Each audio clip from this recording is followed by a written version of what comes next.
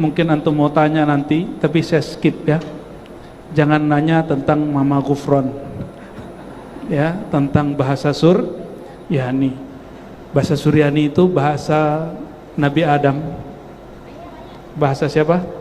Dan semua para nabi ngerti bahasa Suryani. Cuman Nabi kalau berkalam hari-hari, Nabi Muhammad SAW bisa berbicara dengan semua bahasa, tapi hari-hari bahasa Arab. Semua nabi mampu berbicara semua bahasa. Nabi Isa dengan bahasa Ibrania dan juga Suryaniyah. Ya, bahkan ada yang mengatakan Aramaik. Jadi itu di atas Suryani ya. Saya agak sedih melihat komentar orang mengkritisi orang yang kita sebut namanya tadi dengan cara tidak elok, dengan cara yang disebut mencaci. Dia masih muslim nggak orang itu? Masih muslim nggak? Perhatikan, sibabul muslim fusuq. Ini hadis, coba dihafalin. Sibabul muslim fusuq. Hadis Bukhari dan Muslim. Sibabul muslim, mencaci menghina sesama muslim. Fusuq, tanda kefasikan, tanda kemunafikan. Saya khawatir orang yang suka komen itu ada kegelapan di hatinya. Nah, ini yang mesti kita hati-hati. Itu ujian, Pak. Jadi apapun yang kita lihat di sosial media itu ujian, ngetes hatimu sekotor apa atau sebening apa. Melihat dulu ada Habib Ja'far Al-Kaf, sampai sekarang masih hidup, wali majzub yang dituduh orang gila, Habib Saikhon ya. Sekarang konflik antara zuriat Wali Songo misalnya dan sebagian zuriat, itu ujian buat kita. Kita ini terjebakkah dengan emosi itu? Berarti di sini emang ada noda hitam sehingga gampang dipancing, mudah untuk disulut. Jangan-jangan kita bagian dari itu. Nauzubillah min dzalik. Maka teman-teman kami kalau diribat, saya kasih tahu, tolong jangan komentari tentang Habib majzub, termasuk kiai-kiai yang unik, dan nama pesantrennya memang pesantren unik ya. Nggak usah dikomentari, cukuplah mereka melihat hasil perbuatannya. Karena murid-muridnya suka menghujat Habib Lutfi, ya kan? Ya udah, lihat aja cara kerja Allah. Kita nggak mau mengingkari pengalaman batin seseorang ya. Ngaku misalnya bisa menulis buku 500 dalam sehari semalam, urusan dia. Siapa tahu benar, siapa tahu benar. Kan ada orang bilang satu helai itu satu kitab, mungkin dia 500 paragraf kali, siapa tahu. Wallahu alam. Jadi ini kaidah yang sering kami ulangi, Bapak Ibu saudara-saudariku. Ini kaidah ahlus sunnah dalam memahami pengalaman batin seseorang. Ini perhatikan, Imam Sya'rani menyebutkan dalam kitab Al-Uhud As-Sughra bahwa apapun pengalaman batin seseorang, selama dia tidak ngaku nabi, ngaku jadi rasul, atau dia tetap wali tapi merasa pengalamannya lebih tinggi dari nabi dan rasul, maka orang itu kita tidak boleh ingkari. Serahkan urusan dia kepada Allah ya. Sepakat? Antum gak sepakat juga nggak apa-apa, imamnya udah beres kok. Ini imam sudah matang, Imam Sya'rani, Abdul Wahab Sya'rani. Karena pasti ada yang mau nanya itu ya. Sebelum antum nanya, kita skip dulu supaya jangan tergoda. Nanti kalau muncul itu di beranda kita, langsung skip supaya tidak terjebak untuk apa? Untuk mengomentari, apalagi membaca komentar.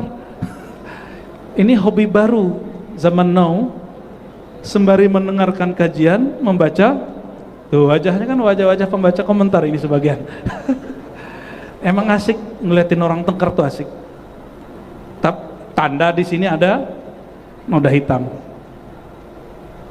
Tanda di sini ada noda hitam. Ya. Nih perhatikan, akidah Ahlussunnah menyebutkan aliran menyimpang itu 3 aja. Ini versi Imam Ghazali. Pertama, ilahiyat. Ilahiyat itu dia menyimpang bab ketuhanan. Ya, menyimpang bab ketuhanan. Artinya dia menyembah selain Allah. Ada orang keliru tapi dimaklumi, dia tidak keluar dari sunnah tapi dikritik. Contoh, Syekh Sayyid Sabiq dalam fikih sunnah di bab al-murtad, apa kata dia? Siapa yang kolbunya menyembah kepada Allah tapi kepalanya sujud kepada patung, maka dia masih muslim. Itu dikritik oleh imam-imam ahlus sunnah. Maka beliau tidak dianggap murtad, imam ini, Syekh Sayyid Sabiq ini, tapi beliau dianggap keliru, wa kalamuhu ghairu maqbul. Ya, ada Imam Ibnu Arabi dianggap keliru dalam menjelaskan pengalaman spiritualnya, tapi tidak dianggap kafir. Ya, misalnya beliau mengatakan ana khatmul aulia, aku adalah penutup para wali. Jangan-jangan kita nggak paham kalam beliau, ya, dan itu nggak berkaitan dengan ketuhanan. Ya, ternyata kita nggak paham maksud dia. Yang kedua, nubuwat, tentang kenabian. Selama seseorang tidak meyakini dirinya nabi atau setara dengan makom nabi, coba antum boleh nggak punya pengetahuan hari ini, pengetahuan tentang pengetahuan knowledge kedokteran, Pak Dokter lebih mengerti dari Nabi Hud, boleh nggak? Spesialis jantung, apalagi Pak Dokter? Penyakit dalam, apalagi? Infeksi. Itu Nabi Isa belajar nggak? Kuliah begitu nggak? Kan nggak. Maka boleh jadi seorang dokter hari ini secara knowledge, science, pengetahuannya melebihi orang-orang terdahulu termasuk para nabi. Tapi pengetahuan ini tidak membuat makom dia lebih tinggi dari makom nabi. Paham? Paham maksudnya? Mulai connect? Maka ketinggian ilmu bukan berarti makom dia setinggi melebihi orang-orang terdahulu, enggak. Ya, beda bab. Nabi-nabi terdahulu itu ketinggian mereka tidak hanya bab ilmu, tetapi iman. Imannya itu tidak lagi kata orang, tapi dia langsung ketemu dengan yang diimaninya. Ya, maka mereka nggak perlu lagi ilmu-ilmu yang di luar, langsung ketemu sumber. Ya, paham di situ? Oke. Jadi boleh jadi ilmu kita, knowledge kita hari ini melebihi Abu Bakar, Umar, Utsman, Ali, boleh? Mungkin aja. Tapi iman kita tidak akan pernah melewati mereka. Apalagi melewati seorang nabi yang paling rendah. Di kajian sebelumnya, nggak tahu bulan kapan lah itu ya, di sini disebutkan riwayat bahwa Nabi SAW menyebutkan ada 124.000 nabi. Itu riwayat Imam Al-Baihaqi dan hadisnya hasan, ada juga di Hakim dan riwayat Ibnu Hibban dan lain. Di antara nabi itu ada yang makomnya lebih tinggi, Sayyidina Muhammad SAW, ada yang paling rendah dan namanya nggak disebut di Quran. Nabi itu nggak punya pengikut. Dan seorang wali tertinggi seperti Syekh Abdul Qadir Jilani, Faqih Muqaddam, Sidi Amr Rifai, Sidi Ahmad Tijani, Naqsyabandi, Syazili, Sammani, itu makom tertinggi para wali ada di mereka, tidak pernah melebihi sedikit saja atau menyamai nabi yang paling tinggi. Faham? Maka apabila teks yang muncul dari kalangan sufi bahwa makom mereka lebih tinggi dari para nabi, pasti itu tidak benar dari mereka. Pasti itu kesalahan penyalin, atau itu adalah susupan dari orang yang iri dan dengki. Dan itu terjadi pada Syekh Al-Imam Ibnu.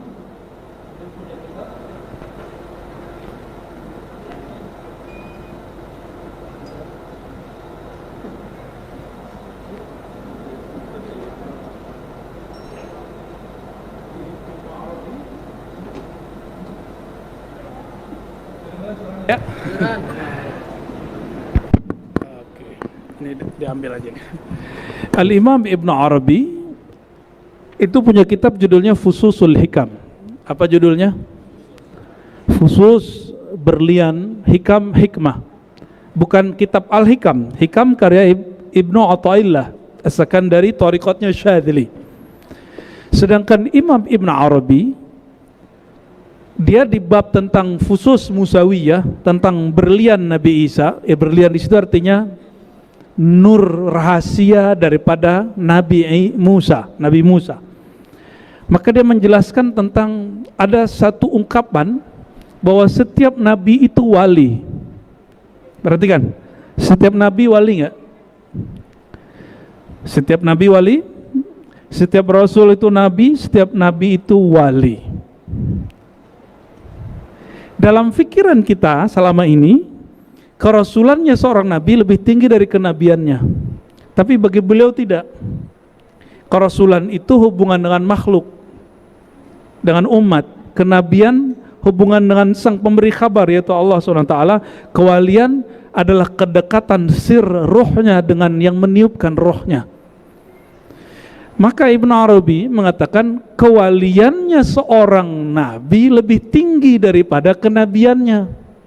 Disalahfahami bahwa dia mengatakan wali lebih tinggi dari nabi. Siapa yang salah faham? Seorang syekh juga namanya Ibnu Taimiyah. Ini syekh. Bedanya Ibn Arabi wafat 638 Hijriah, 100 tahun, 90 tahun setelahnya, yaitu Ibnu Taimiyah wafat 728 Hijriah. 90 tahun jarak mereka, wajar nggak bisa konfirmasi. Bro, Ibn Arabi maksud ente apa ini? Nggak bisa konfirmasi karena kitabnya tidak banyak orang yang nyalin. Ini contoh. Maka antum kalau ada seorang wali dikabarkan berkalam aneh, langsung kita kemudian berbaik sangka. Seandainya benar kalam aneh itu, kita ingkari keanehannya, tapi kita tidak ingkari kewaliannya. Paham? Imam Al-Jili itu dijadikan bapak pluralisme di kampus-kampus Islam. Dalam itu bukan bab tasawuf, itu bab hakikat. Karena dia mengatakan ini yang sering saya sebut, tapi saya nggak meyakini itu. Karena ini bukan bab akidah, ini bab pengalaman rohani. Apa kata Ibn Al-Jili? Cicit dari Sayyidina Syekh Abdul Qadir Jilani, Sultanul Aulia. Apa kata beliau? Semua orang menyembah apapun, pada hakikatnya nyembah Allah. Tapi yang sempurna cuma umat Nabi Muhammad SAW. Yang nyembah berhala, nyembah Allah. Tapi yang disembah cuma satu nama, pemberi rezeki. Ada yang cuma nyembah Siwa, ada cuma siapa gitu ya. Itu nyembah Sang Huwa. Tapi ini kalam Imam Al-Jili, yang sempurna hanya umat Nabi Muhammad SAW. Itu bukan bab akidah, itu bab apa? Bab hakikah, yang kemudian tidak beririsan dengan bab akidah sebenarnya. Namun jika orang ahli akidah membaca dalam konteks akidah, oh dia pusing sendiri. Makanya sekarang lagi rame, kalau ini nggak nonton video YouTube bahasa Arab sih ya. Ada dua orang yang saya sangat hormati dan cintai dalam keilmuan. Satu Syekhul Fuqaha wal Sufiyah, Syekh Ali Jum'ah, mufti dan sufi. Beliau mursyid Tariqat Syaziliyah Siddiqiyah, dan beliau membangun manhaj sendiri. Maka beliau sebut Aliyah karena namanya Ali Jum'ah. Beliau berbeda pandangan dengan muridnya. Dalam riwayat namanya Syekh Said Fodah, baru datang ke Aceh kemarin, acara di Selangor, langsung ke Aceh. Syekh Said Fodah ini mirip-mirip, pernah dengar tafsir Imam Fakhrur Razi? Imam Fakhrur Razi, bukan Ar-Razi yang ini. Imam Fakhrur Razi pakar akidah, pakar ilmu teologi. Jadi kalau ada teologi Kristen, teologi apa, ini teologi Ahlus Sunnah, keilmuan akidah. Jadi beda ilmu kalam dengan ilmu tauhid. Ilmu tauhid fokus lah, namanya Ahlussunnah Asy'ariyah, Ahlussunnah Thahawiyah, Ahlussunnah Maturidiyah, Salafiyah, Wahabiyah, Khawarij. Itu semua namanya ilmu kalam. Bisa bedakan? Jadi ilmu tauhid seperti yang kita pelajari hari ini, malam ini. Ini yang kita pelajari ilmu akidah atau ilmu tauhid. Kita bicara khusus tentang Ahlussunnah saja. Kalau ilmu kalam berbicara lintas pemikiran. Beda ya? Dan ilmu kalam di zaman Imam Syafi'i bukan ilmu kalam di zaman now. Ilmu kalam di zaman Imam Syafi'i akidah Mu'tazilah. Kalau sekarang lintas mazhab. Bisa paham? Jadi jangan kemudian ada kawan saya, sahabat saya di Salafi, dia bilang, Ar-Razi ente mengajarkan ilmu yang haram. Ilmu apa tuh bro? Akhi, ente mengajarkan ilmu kalam, ya. Yang kata Imam ente Syafi'i, orang yang mengajarkan ilmu kalam boleh diseret di sepanjang negeri dan dipukul. Ya saya jawab, ilmu kalam yang diterjemahkan di zaman Syafi'i bukan ilmu kalam yang ente baca sekarang. Kenapa? Ilmu kalam seabad setelah Imam Syafi'i sudah beda makna. Istilahnya sama, beda makna. Di Indonesia, contoh, mohon maaf, ini bahasa agak sedih kita, istilah bercinta tahun 80 beda nggak dengan tahun 2000-an? Kalau bercinta zaman-zaman tahun 90-an 80-an itu masih ya sayang-sayangan lah. Kalau sekarang peluk-pelukan, bahkan hubungan spesial itu, hubungan badan. Jadi sudah berubah makna padahal belum sampai 100 tahun. Apalagi kalimat ilmu kalam. Oke? Kita harus buka wawasan, jangan saklek. Jangan baca buku kitab suatu masa tapi tidak memahami sejarah di masa itu. Itu namanya kebodohan yang ilmiah. Kan katanya ngaku ilmiah. Bodoh, tapi ilmiah. Itu gimana ceritanya? Orang bodoh baca kitab, begitu jadinya. Maka baca kitab itu nggak cukup mampu menterjemah. Dia mesti belajar sejarah. Wajib bagi seorang alim belajar sejarah. Allahumma sholli ala Muhammad. Nah, itu nubuwat. Jadi sering kita salah paham. Dan ini juga pendirian saya terhadap Syekh Siti Jenar, Hamzah Fansuri, termasuk Syamsuddin Samatrani. Pandangan saya tentang mereka sama. Saya husnuzon dengan kewaliannya, tapi jika ada kalam yang aneh silakan dikritisi. Ya, silakan dikritisi. Dan itu yang mengkritisi Hamzah Fansuri, seorang sufi juga mufti, namanya Syekh Nuruddin Ar-Raniri, yang menjadi Syekhul Islam di Aceh. Di Indonesia yang mengkritisi Syekh Siti Jenar langsung Sunan Kalijaga. Wali-wali aja beda, kenapa ente maksain kita sama? Ya, baik. Oleh karena itu, bab kedua ini jangan keliru. Ya, apa kata baginda sallallahu alaihi wasallam? La nabiyya ba'di, tidak ada nabi setelah aku. Selama Mama Gufron nggak ngaku jadi nabi, biarin aja. Jangan banyak-banyak kok. Entar atau setara dengan nabi, biarin aja. Ya. Daripada antum nanti malah menggelapkan hati. Ya. Oh, murid-muridnya nyerang Habib Lutfi, itu urusan dia. Dia yang paling aneh menyerang para habaib tapi bacaannya Ihya. Itu paling kacau itu. Kenapa? Ihya Ulumuddin itu kitab tazkiyatun nafs, menyucikan hati, bukan untuk nyerang nasab tertentu. Tapi itulah anehnya zaman now, akhir zaman ini. Ini akhir zaman, kitab tasawuf dijadikan untuk bahan tengkar. Yang saya tahu orang kalau baca tasawuf, mau mazhab apapun nyatu. Pasti nyatu. Hatta Ibnu Taimiyah, dia berguru kepada beberapa orang sufi, sehingga menulis beberapa jilid tentang tasawuf. Dan muridnya Ibnu Qayyim menulis lebih dari 10 judul kitab tasawuf. Maka kalau ada pengikut salafi anti tasawuf, ayu imamin ittaba'ta waqtadaita, ya, imam mana yang kau ikuti? Dan saya nggak percaya itu. Nah, ini sekarang muncul. Maka salafi yang hari ini saya nggak percaya betul mereka manhajnya yang ikutin Syekhul Islam Ibnu Taimiyah, karena mereka mengatakan apa? Sufi Syiah itu musyrik. Gila itu ya. Itu gila itu, Pak. Kalam ini akan berbahaya. Ini bisa bikin orang bunuh-bunuhan nanti. Ini masanya sedikit lagi, Pak. Ya, tugas teman-teman kita para ulama yang meluruskan ini.